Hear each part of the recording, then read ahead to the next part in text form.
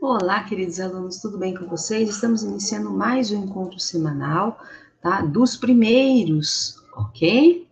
Vamos ver o conteúdo de Sociologia, a terceira semana.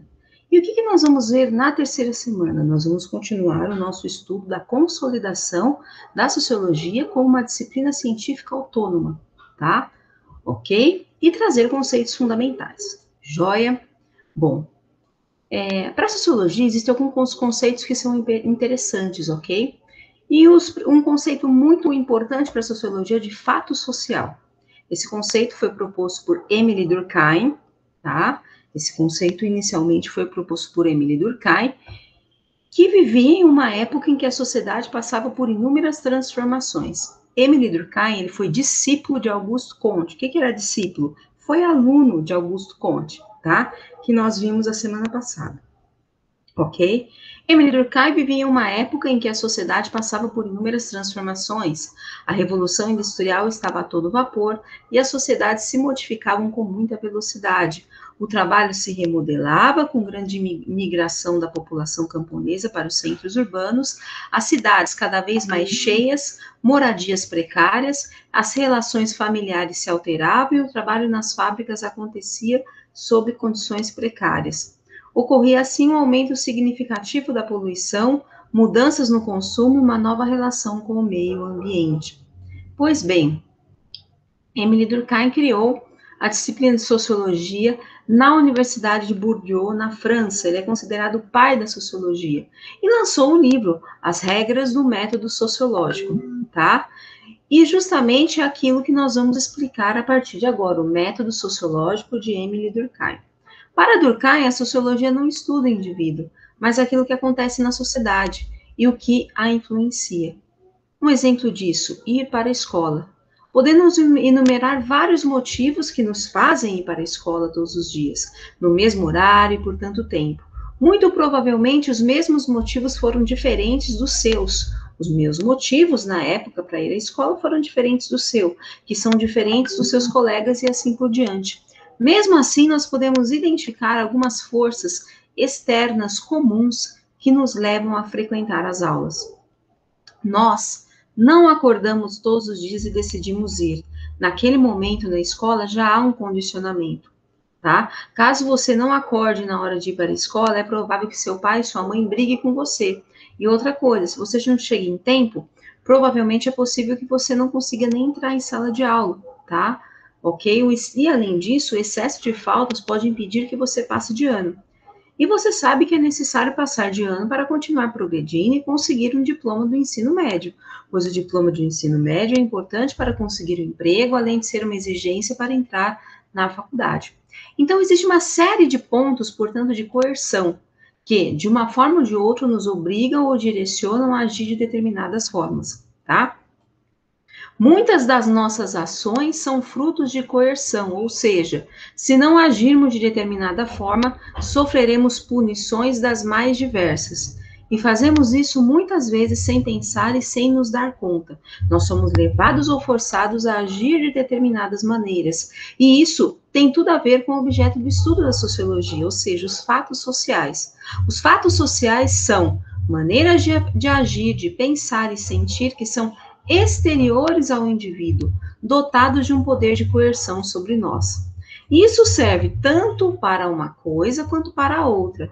Por exemplo, uma pessoa que decida não pagar impostos terá uma série de forças de coerção sobre ela, ou o simples fato de não ir adequadamente vestido para a entrevista de emprego, os olhares dos mais concorrentes ou mesmo das pessoas que farão a seleção nos dão uma dica do que poderá acontecer. O insucesso ou a reprovação, seja pelos olhares ou pelos comentários que podemos ouvir nas mais diversas situações, são exemplos dos processos externos que atuam sobre as ações e os comportamentos. Tá? Sendo assim, pessoal, na sociedade existem mecanismos de coerção que nos impõem que nós adotemos determinados tipos de comportamento. Tá? Isso são fatos sociais, ou seja, são maneiras de agir, pensar e sentir que são exteriores a nós, não são impostas. Tá? E tem um poder, exerce um poder de coerção sobre nós, ou seja, nós somos obrigados a agir daquela determinada maneira, ok? Existem alguns critérios que classificam os fatos sociais. Eles são gerais, ou seja, é comum a todas as pessoas, são coercitivos, ou seja, nos impõe uma sanção se a gente não cumpre eles, tá? E são exteriores a nós. Ou seja, quando nós nascemos, muitos desses fatos sociais já existiam, muitas dessas regras já existiam, ok? Então, portanto, os fatos sociais, retomando, são gerais, são exteriores e são coercitivos, ok?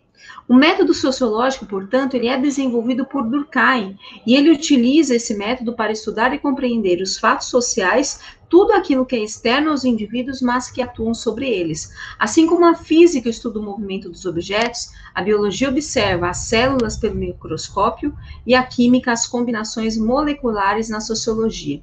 Ok? Então, a sociologia, para Durkheim, ela deve observar, deve escolher um método específico de estudo, deve manter uma distância suficiente, ou seja, o pesquisador deve ser imparcial e manter um distanciamento, tá? Ou seja, ele não pode emitir opiniões baseadas em suas culturas, em seus valores pessoais, ele tem que analisar friamente aquela situação, racionalmente aquele fato que ele está estudando. Terceiro ponto, essa análise deve ser isenta de seu viés pessoal ou político para que a conclusão seja uma conclusão válida. E quarto requisito, que o estudo deve ter todas as etapas claramente registradas. Então, o método sociológico, ele não é um monte de opinião, pelo contrário, é uma ciência, tá? Exercício número 1 da atividade da semana, ok? Eles vão estar dispostos em formulário, e no formulário eu sempre acrescento um exercício adicional aos alunos, tá? Exercício número 1, esse é o exercício que o Pet trouxe. Sentir-se muito angustiado com a ideia de perder seu celular ou de ser incapaz de ficar sem ele por mais de um dia é a origem da chamada nomofobia, contração de mobile fobia, ou seja, doença que afeta principalmente os viciados em redes sociais que não suportam ficar desconectados. Uma parte da população acha que se não estiver conectada, perde alguma coisa. E se perdermos alguma coisa ou se não podemos responder imediatamente, desenvolveremos formas de ansiedade ou nervosismos, tá? A resposta correta nesse caso, que representa essa situação, é que as interações mediadas por recursos tecnológicos constituem um elemento que nos impactam socialmente e, portanto, pode ser compreendido como um fato social. Exercício número 2. Força externa que acomete o indivíduo mesmo contra a sua vontade. Ela tem a função de exercer limites, estruturar a vida humana em suas ações, levando-o a agir de certo modo sob pressão, mesmo que esse não perceba, pois certas regras já estão incutidas em seu comportamento, devido à convivência comunitária que abriga uma consciência coletiva. O que nós aqui estamos querendo falar? De coerção, ou seja, existe uma força interna que justamente direciona o indivíduo a praticar aquele ato mesmo que contra sua vontade. Ou seja, é necessário ir à escola, existe uma coerção, ou seja, existe algo exterior a nós que diz, é importante que você vá à escola, é seu dever ir à escola. Percebe? Bom, esse é o conteúdo explicativo dessa semana, espero que todos tenham entendido, e um grande abraço. Qualquer dúvida, estou à disposição de vocês, queridos alunos.